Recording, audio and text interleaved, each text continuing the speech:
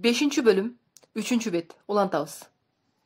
Алдын ала пландаштырып, 7 айлык кызын апасына таштап, күйөөсүнүн ишиң болбосун деп чогулткан акчасын алып, окуп келем деген шылтоо менен Америкага учуп кетти. Акчаны айтпай дебей урдап кетти да эми. Секта деген кайсы бир диндин агымы десек туура болчудай да. Мисалы, Жахаванын күбөлөрү христиан дининен бөлүнүп чыккан агым. Ал эми санетология эч кайсы динден бөлүнүп чыккан эмес. Өзүнчө рухту дукту көтөрүүчү илим.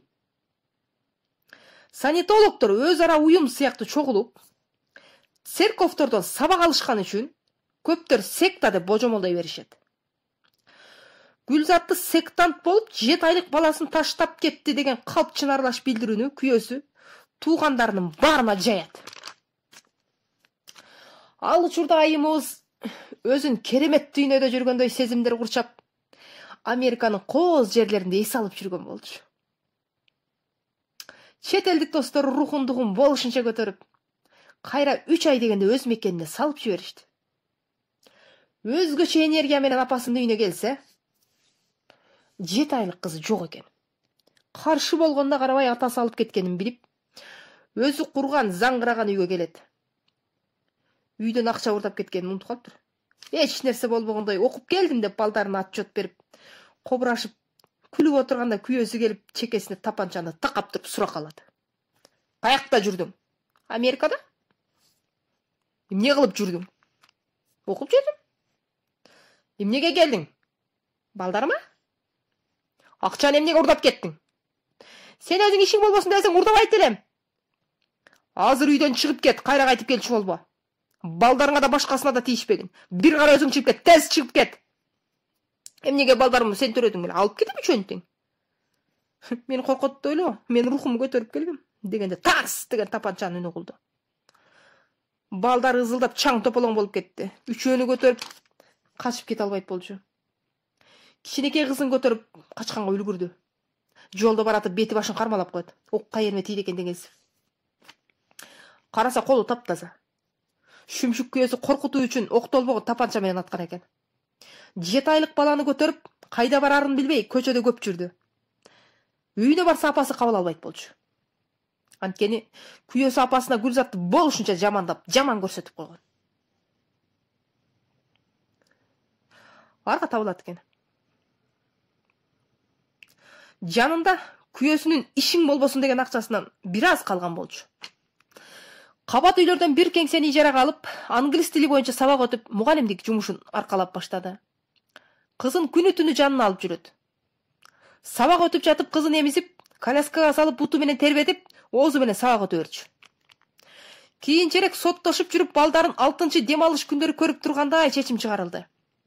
Бул чечимге макул эмес болсо да арга жок эле. Гүлзаттын балдарын өзү менен калуусуна эч ким жардам бере албады. Жанагы рухту дукту көтөрүп келген сабагына ишенип, окуусуна ишенип, өзүнө өзү дем берип, күзгүнү карап сүйлөнүп атат. Мен рухумду көтөрөм. Өзүмө кошуп бүткүл кыргыздын рухун көтөрөм. Андан соң жолдошуман балдардын баарын тартып алам. Анын рухун сындырып салам, түрмөгө камап салам, сволочту десе. Деп күзгүнү карап өзү менен өзү сүйлөшүп атат да. Эртеси эрте менен туруп видео тартып баштады. Тур тура кой кыргызым, тур тура кой кыргызым, тур деп эле энтиги басып жүрүп тарткан видеолору заматты элге жайылып, Гүлзат Мамытбек деген ысым популярдуу болуп кетти. Ан сайын күч алып, элине ар кандай темада дем бергенди үйрөндү. Негизги максаты өзүнө кол топтоп, күйөөсүнөн балдарын биротоло өзүнө алуу болчу. Аны түшүнбөгөн инсандар, бул мусулман эмес экен, башында жини бар экен, башка динге өтүп кетиптир дегендей ар кандай сөздөрдү чыгарып жүрүштү. Азыр элге таанылуу эрежеси ушундай. Ким интернетти жарса, телеканалдар байма-бай чакырып интервью ала беришет.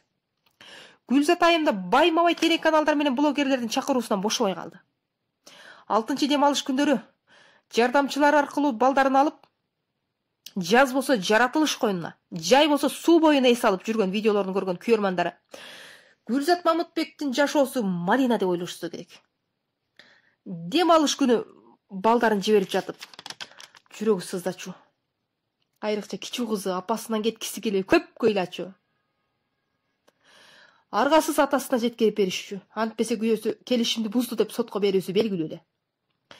Кийинчерээк келишимди Гүлзат бузбай эле күйөөсү бузуп 6 дем алыш күндөрү жибербей койчу болду.